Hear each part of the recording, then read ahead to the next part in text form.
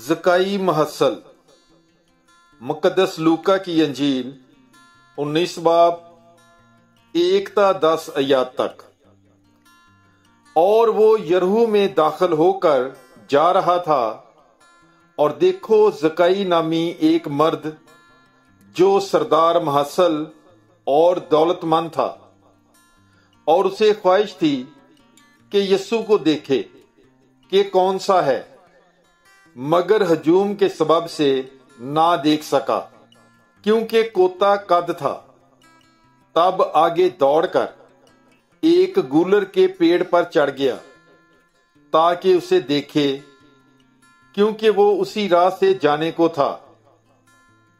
जब यीशु उस जगह पहुंचा तो ऊपर निगाह करके उससे कहा, ए ज़काई, जल्द उतर आ, क्योंकि आज मुझे तेरे घर में रहना जरूर है।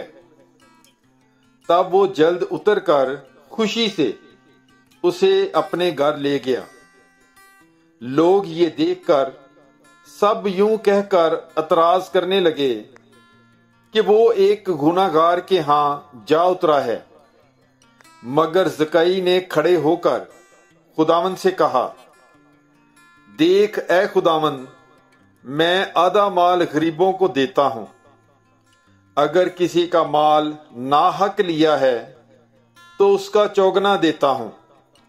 तब यीशु ने उससे कहा कि आज इस घर में निजात आई, इसलिए कि ये भी इब्राहिम का बेटा है, क्योंकि इब्ने इंसान इसलिए आया है कि खोए हुए को ढूंढे और बचाए।